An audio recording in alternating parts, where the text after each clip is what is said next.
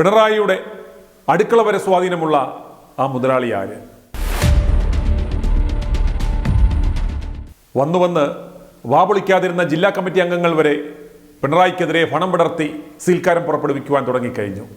കഴിഞ്ഞ ദിവസം നടന്ന CPM തിരുവനന്തപുരം ജില്ലാ കമ്മിറ്റിയിലാണ് മുഖ്യമന്ത്രി പിണറായി വിജയനെതിരെ കരമനഹരി എന്ന ജില്ലാ കമ്മിറ്റി അംഗം വളരെ ഗുരുതരമായ ഒരു ആരോപണം ഉന്നയിച്ചത്.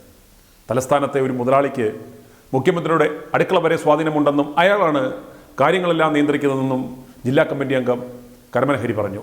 ഇതോടെ മുതലാളിയുടെ പേര് പറയണമെന്ന് കമ്മിറ്റിയിൽ പങ്കെടുത്ത സംസ്ഥാന സെക്രട്ടേറിയറ്റ് അംഗം M. സ്വരാജ് ആവശ്യപ്പെട്ടു. എന്നാൽ കരമനഹരി അതിന് തയ്യാറായില്ല. ഇതോടെ ഇത്തരം സമീപനങ്ങൾ ശരിയല്ലെന്നും ജില്ലാ കമ്മിറ്റി അംഗത്തിന് നടപടി പരിശോധിക്കണമെന്നും M. സ്വരാജ് മറുപടി പ്രസംഗത്തിൽ മുന്നറിയിപ്പ് നൽകി.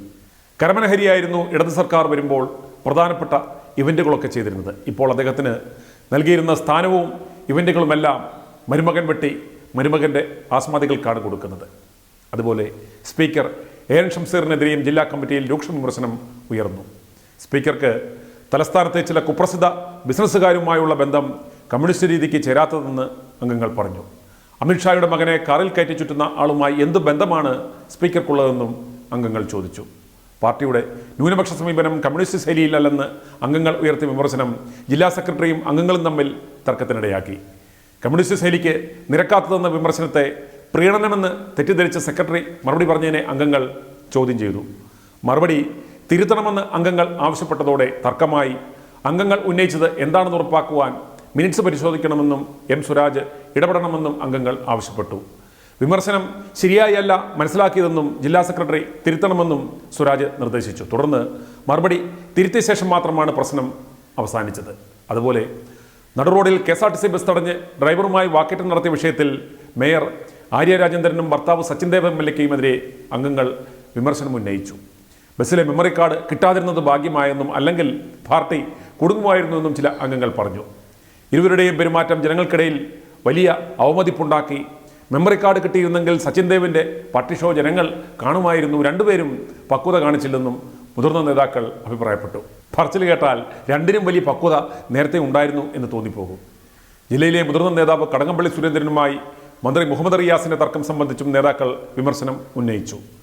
വികസന പ്രവർത്തനങ്ങളിൽ ഉത്തരവാദിത്വപ്പെട്ടവർ വിമർശനം ഉന്നയിച്ചാൽ അദ്ദേഹത്തെ കരാറുകാരൻ്റെ ബിനാമിയാക്കുന്നത് ശരിയല്ല.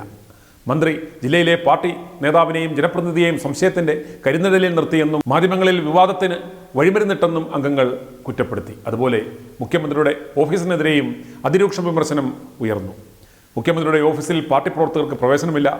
സാധാരണ മനുഷ്യർക്കും മുഖ്യമന്ത്രിയുടെ ഓഫീസിൽ പ്രവേശനമില്ല. മുൻപ് പാർട്ടി നേതാക്കൾക്ക് മുഖ്യമന്ത്രിയെ കാണാമായിരുന്നു. ഇപ്പോൾ അതിനും സാധിക്കുന്നില്ല. 3 മണിക്ക് ശേഷം ജനങ്ങൾക്ക് കാണുവാനുള്ള അനുവാദവും ഇപ്പോൾ ഇല്ല. മുഖ്യമന്ത്രി പാർട്ടി പ്രവർത്തകരുടെ മുന്നിൽ ഇരുമ്പുമറ തീർക്കുന്നത് എന്തിനാണെന്നും അംഗങ്ങൾ ചോദിച്ചു. പാർട്ടി അണികളെ കണ്ടിട്ട് പിണറായിക്ക് വല്ല കാര്യവുമുണ്ടോ? വല്ല കരിമണൽ കർത്തയെയോ പോർട്ട് മുതലാളിയെയോ കോട്ട് മുതലാളിയോ ഒക്കെ കണ്ടിട്ടല്ലേ പിണറായിക്ക് കാര്യമുള്ളൂ? അതുപോലെ മകൾക്കെതിരായ കോഴ ആരോപണത്തിൽ മുഖ്യമന്ത്രി എന്തിന് മൗനം പാലിച്ചുവെന്നും അംഗങ്ങൾ ചോദിച്ചു. കോടിയേരി ബാലകൃഷ്ണൻ്റെ മകൻ്റെ അഭേദ ഗർഭം പിടിക്കപ്പെട്ടപ്പോഴും മയക്കുമരുന്ന് കേസിൽ പിടിക്കപ്പെട്ടപ്പോഴും നിയമത്തിൻ്റെ വഴിക്ക് പോകട്ടെന്ന് അദ്ദേഹത്തെ പോലെ മുഖ്യമന്ത്രി പറയാതിരുന്നത് എന്തുകൊണ്ടാണ് എന്നും മുഖ്യമന്ത്രി മറുപടി പറയാത്തത് സംശയങ്ങൾ നൽകിയെന്നും അംഗങ്ങൾ പറയുകയുണ്ടായി. മകളുടെ കടലാസ് കമ്പനിയിലേക്ക് കോഴ മേടിച്ചിട്ടത് താനാണെന്ന് പിണറായിക്ക് പരസ്യമായി പറയാൻ പറ്റുമോ? ഇനി അങ്ങനെ പറഞ്ഞാൽ തന്നെ അത് വിലപ്പോകുമോ? അതുമല്ല, കോടിയേരി ബാലകൃഷ്ണന് ഉളുപ്പ് എന്നൊരു സാധനം ഉണ്ടായിരുന്നു. ഇതൊന്നും പാവം ജില്ലാ കമ്മിറ്റി അംഗങ്ങൾക്ക് അറിയില്ല എന്ന് തോന്നുന്നു. i2i News, an eye for truth. i2i News subscribe ചെയ്തിട്ടില്ലാത്തവർ ഇപ്പോൾ തന്നെ സബ്സ്ക്രൈബ് ചെയ്യുക.